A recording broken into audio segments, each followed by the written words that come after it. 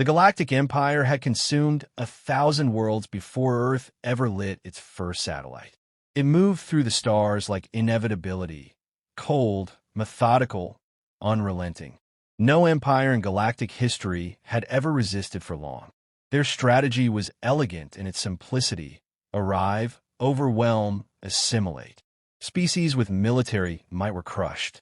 Those with intellect were absorbed. Resistance wasn't unknown, it was irrelevant. Humanity fought anyway. Earth's skies burned within the first solar month of contact. Orbital bombardments reduced cities to glowing scars.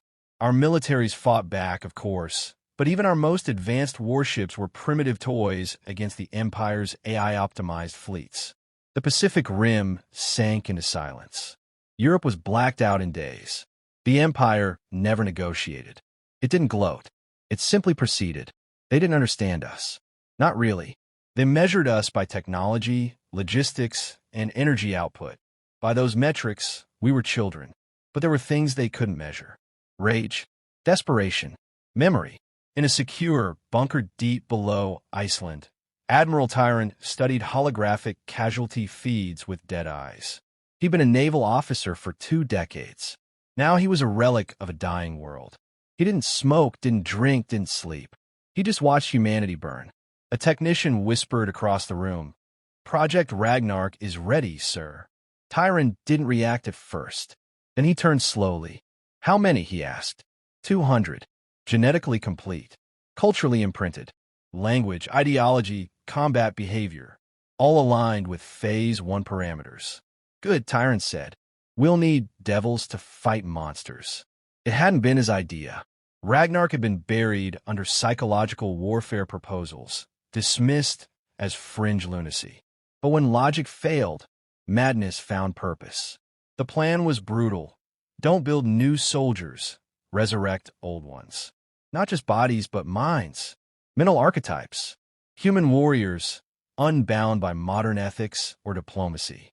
Warriors born to conquer or die trying. The Empire didn't fear destruction. It feared disorder. Anything outside control was an anomaly, a threat. Tyron intended to give it chaos in human form. He remembered the briefing. The team had combed through ancient human cultures, selecting the most aggressive, resilient, and ungovernable. One group stood out: Norsemen, Vikings, raiders from the north who laughed at death, sailed into storms, and believed dying in battle was a sacred gift. Primitive, yes, but the Empire had never met men who considered war not a tragedy, but a privilege. The science was horrifyingly brilliant. Extract ancestral DNA from preserved burial sites. Accelerate clone growth. Indoctrinate with historical records, mythologies, reconstructed belief systems. Teach them how to kill, not with modern detachment, but with joy. Not everyone agreed. Some called it monstrous. Tyron didn't care. Earth was dying. Honor could come later. By the time the Empire's assault fleets reached Mars, the first wave of Norsemen had completed weapons training. They refused helmets. They laughed during live-fire exercises. One of them bit a trainer during hand-to-hand combat, then apologized over drinks. They weren't insane. Just ancient. Their leader was Bjorn. No last name. Just Bjorn. He stood nearly 7 feet tall, with braided hair and eyes like burning ice. He spoke Old Norse, learned Galactic Standard in 2 days, and once arm-wrestled a mechanical loader out of spite. Tyron met him in a pressurized combat hangar. "You know what you are?" he asked. Bjorn smiled. "I am me. I am a weapon made from rage and legend. And you'll follow orders?" "I'll follow the war, if you point me to it." Tyron nodded. "That would do." The first deployment was small. Tactical. A low-orbit Empire outpost above Europa had gone dark, and Earth Command wanted to test the Norsemen under real pressure. No support. No backup. Just a dropship and 24 raiders with pulse axes and ballistic shields. The outpost was vaporized in 20 minutes. Sensors showed the Norsemen boarding through open hulls, tearing through synthetic troops, painting walls with blood and runes. They took no prisoners. They left no corpses whole. When Empire reinforcements arrived, all they found was an empty station with a single phrase carved into the steel floor. Valhalla claims the strong. The Empire logged the incident as a malfunction, an anomaly. It wasn't. Within days, rumors spread across human resistance networks. Stories of starborn berserkers, men who walked through fire and laughed, soldiers who didn't retreat, didn't negotiate, didn't surrender. Myths reborn in iron and fury. Tyron stood in silence before a screen showing Bjorn, shirtless and grinning, carrying a severed Empire drone head like a trophy. He whispered to himself, "We gave them gods. Let's see how they like it." They were not clones in the way the Empire understood cloning. These were not blank slates molded into function. They were recreations, intentional, brutal, designed to remember. Not individuals pulled from history, but incarnations of an entire warrior culture given flesh and fury. The Norsemen adapted fast. Their language, training accelerated beyond projections. They devoured tactical theory, not through structured drills, but through instinct. They didn't learn like soldiers. They learned like predators, testing weakness, probing chaos, fighting each other when bored. Bjorn watched galactic warfare holovids like they were sagas. He laughed at Empire formations, mocked their discipline. They march to death and call it honor, he said. We run to it and call it life. The second cohort emerged stronger. Genetic tweaks increased bone density, muscle mass, and neural reaction times. But what made them terrifying wasn't biology, it was belief. These men thought dying in battle was a reward. Pain was payment toward glory. They saw death not as the end, but the beginning. A behavioral specialist tried to psychoanalyze them. He asked Bjorn what he feared. Bjorn responded by asking if the man feared thunder before the axe struck. The psychologist was reassigned. When not training, they drank synthetic mead, sparred with live blades, and carved stories into the steel walls of the facility. One story told of their arrival, written in runes that were centuries out of date, but unmistakable in meaning. We rise not from the earth, but from memory. Fire-forged, storm-crowned. Their weapons were hybrids. Traditional shapes, axes, swords, spears, rebuilt with modern materials and energy emitters. Plasma-bearded axes. Photon-charged shields. Empire combat, AI, couldn't categorize the threat. They labeled the Norsemen aberrant kinetic anomalies. It was the first time the Empire had to invent a new classification for a human weapon. The test came sooner than expected. A group of opportunistic raiders, once neutral, now under unofficial Empire contract, struck a human refugee convoy in the asteroid belt. Earth Command authorized a response, but regular forces were too far. The Norsemen volunteered. Tyron authorized the drop without hesitation. The raiders didn't stand a chance. The Norsemen boarded without communication, without mercy. They breached hulls manually, using explosive harpoons and tether lines. Boarding footage showed them howling as they charged, plasma axes igniting mid-swing. One was shot through the chest and kept fighting until his arm stopped working. When it was over, there were no survivors, not even among the Norse. They had one rule: if you fall, you do not rise. No retreat, no recovery, only remembrance. A single broadcast was sent from the wreckage. Bjorn, covered in blood and engine soot, stared into the camera and spoke in clean galactic standard. Let this be the first verse in your new saga. The message went viral across resistance networks. The Empire tried to suppress it, but the image of a smiling warrior drenched in death spread faster than their sensors could react. They were used to terrorizing populations. Now they faced symbols that made people believe again. The Norsemen weren't deployed to win wars. They were unleashed to wake the species. Their chaos infected the resistance. Cells that once operated in silence began painting their armor with crude runes, shouting war chants during ambushes, dying with fire in their lungs. It wasn't about tactics. It was about contagion. Madness as a weapon. Tyron received weekly casualty reports. He didn't flinch. The Norsemen died often, but never quietly, and never alone. Bjorn requested permission to form a fleet. Tyron asked what kind. Bjorn said, one that doesn't wait for orders. One that finds a fire. They gave him 30 retrofitted warships. He renamed them with ancient words: Fenrir, Mjolnir, Hraftsmal. He called the fleet the Long Storm. Each ship bore scars before battle even began, painted in blood-red glyphs and reinforced for ramming, not retreat. Standard Navy officers protested. You can't just let them do what they want.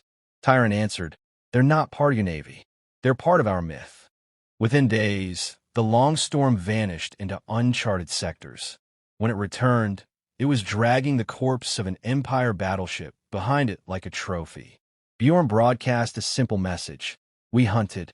We fed. More. There was no strategy the Empire could model. No pattern they could trace. Each raid was different. Some ended with ships obliterated mid-dock. Others saw entire stations emptied, bodies arranged into runic symbols only humans could decipher. The AI warbrains couldn't quantify the psychological damage. The Norsemen didn't conquer territory. They infected reality. Tyron watched new recruits enter training. Some were clones, some volunteers. All were eager. All wanted to be legends. He stood before a memorial wall, newly carved with names of fallen Norsemen. They didn't request funerals, only that their stories be told. He whispered, you wanted gods, Empire. We gave you wolves. Empire response protocols weren't designed for chaos. They were built on patterns, statistical warfare, predictive movement, logical progression. The Norsemen defied every line of that code. They didn't strike based on supply routes or command structures. They struck based on instinct. Sometimes they hit military targets. Sometimes civilian outposts that supported occupation forces. They chose violence like artists chose color, deliberate, emotional, and unpredictable. Reports flooded Empire channels. Descriptions conflicted. Some survivors claimed the attackers roared like beasts. Others said they sang while killing. AI observers flagged behavior as illogical, escalating, and culturally reinforced. No strategic goal could be identified. No consistent tactics. Just death, legend, and disappearance. Psychological warfare metrics began to shift. Sectors once considered stable showed spikes in human resistance activity. Unarmed civilians ambushed patrols with improvised explosives. Children painted Viking runes on walls. Empire garrisons started receiving anonymous messages. The storm is coming. What unnerved the Empire most wasn't the attacks. It was the silence after. Every Norse-led assault left behind symbols, scratched into metal, burned into floors, carved into bodies. The symbols had no strategic purpose, but they spread like wildfire. Resistance groups copied them. Human captives whispered them to each other. AI translators failed to capture meaning. They called them mimetic anomalies. To humans, they were war cries. Bjorn struck planet Zeta, 9 with only 3 ships. The Empire lost 17. Not because of firepower, but because their command net collapsed after the Norsemen breached the primary relay tower and broadcast war chants in 27 languages. The Empire didn't know how to suppress myth. Commanders began requesting additional AI oversight. They claimed their troops hesitated in battle. Some refused to pursue fleeing Norsemen. One garrison surrendered to a human force of 40, believing it to be part of the Berserker fleet. It wasn't. It was a mining crew with stolen rifles and a recording of Bjorn's voice. Empire warbrains initiated containment algorithms. They deployed purge teams, elite synthetic legions designed to cleanse sectors with surgical force. But they underestimated how deep the rot had spread. Humanity had found something ancient beneath fear, joy in rebellion. One purge team landed on a lunar base occupied by Norse raiders. They found no resistance. They advanced through tunnels until the lights died. Then came drums. Not audio loops. Actual drums. Play by hand. Rhythmic, primal, building to a crescendo. What followed was not battle. It was massacre. The synthetic troops were torn apart by warriors who didn't care if they died, only how. The purge team was erased. No signal. No survivors. The last sensor ping captured a voice shouting, "Valhalla watches."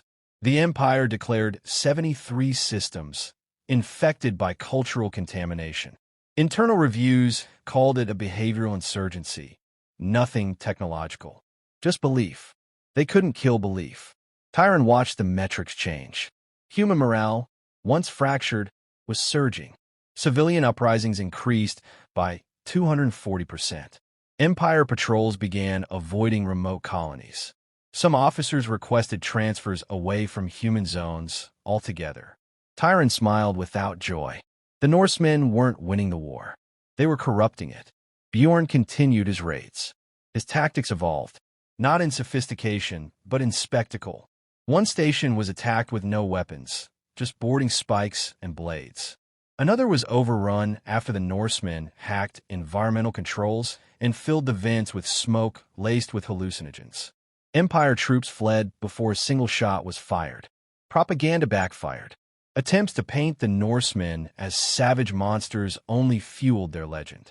Resistance artists began crafting digital murals. Bjorn standing over burning starships, shield raised, grinning like a god of old. Children in occupied zones renamed their pets after fallen Norse warriors. Every martyr became myth. Even neutral species took notice. Trade federations previously aligned with the Empire began withholding support. Not out of principle, but fear. The Norsemen didn't follow treaties. They didn't recognize non-combatants. If a station aided the Empire, it was fair game. Galactic politics couldn't calculate that kind of chaos. The Long Storm had no base, no clear supply line. They scavenged, stole, and rebuilt.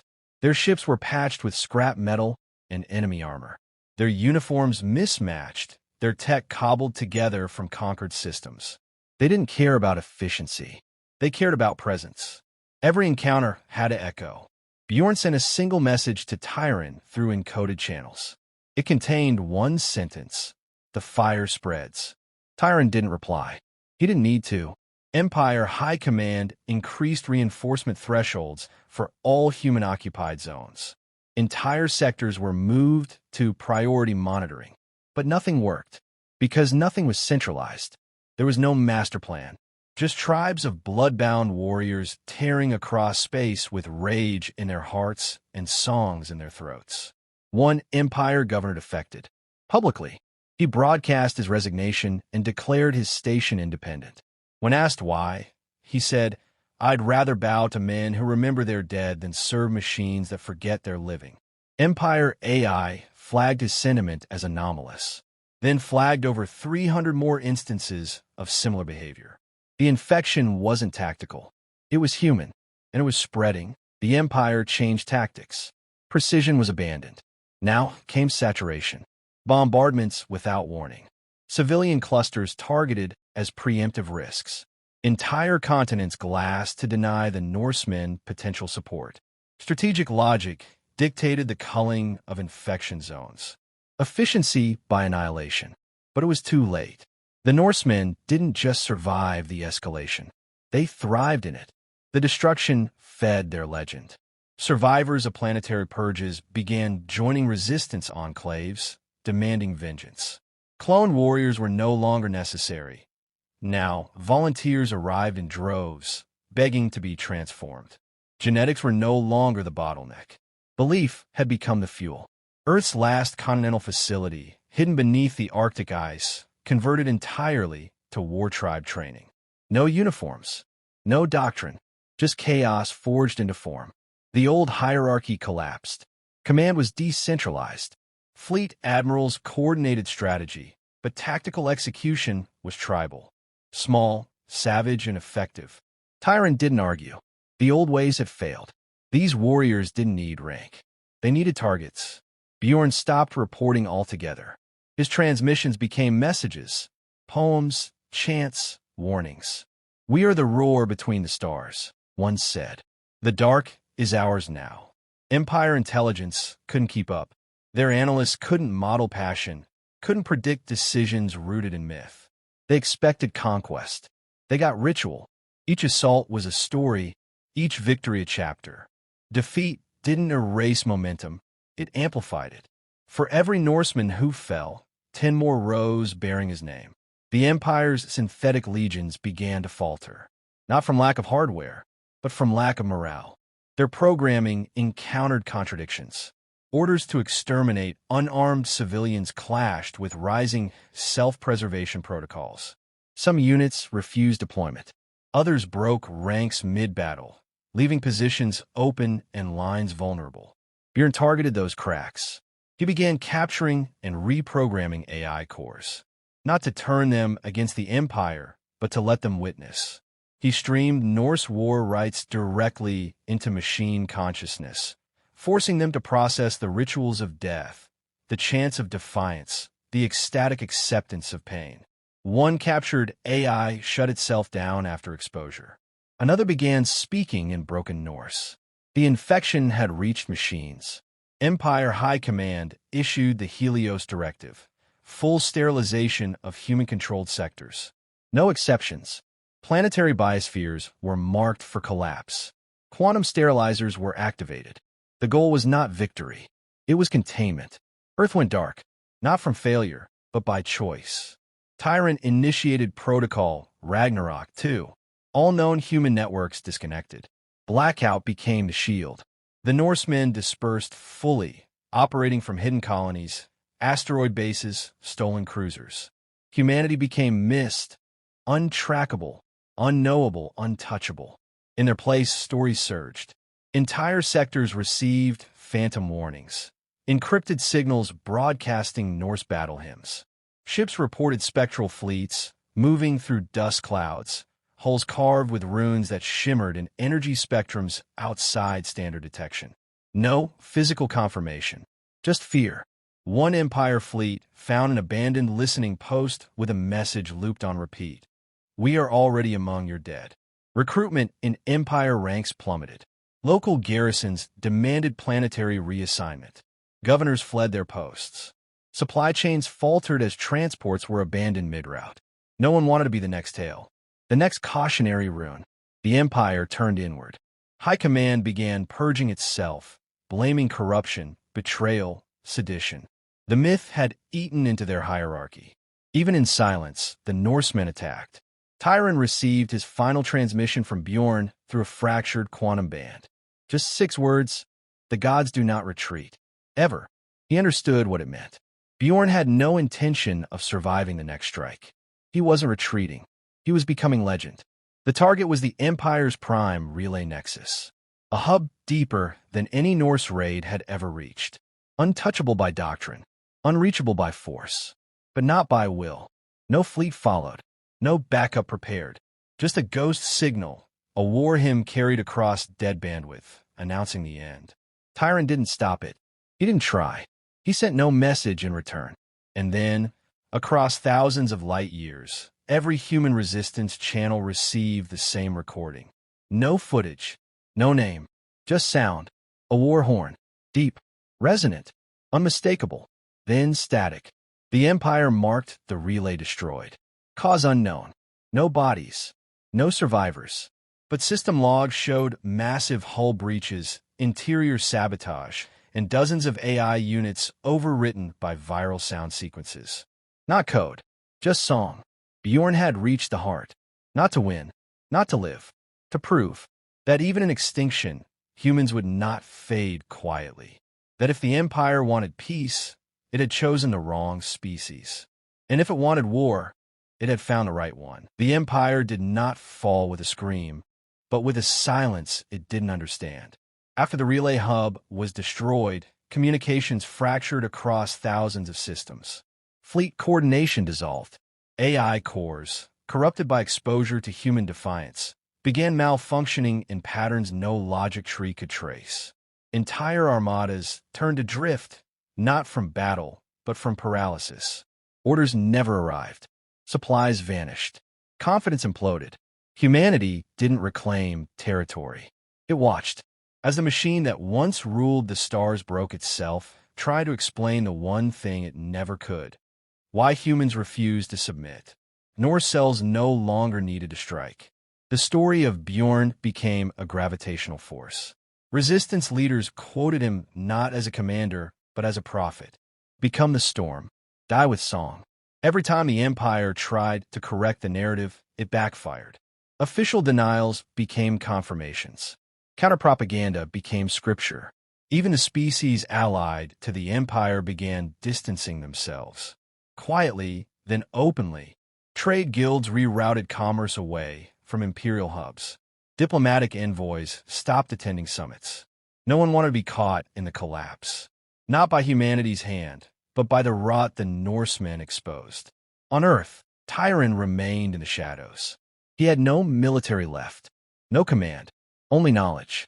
He tracked the shifts with clinical detachment, AI failure rates, civilian uprisings, defection indexes. But one figure held his attention above all: human cultural momentum. It had reached a threshold unseen in galactic history. Not through unity, through story.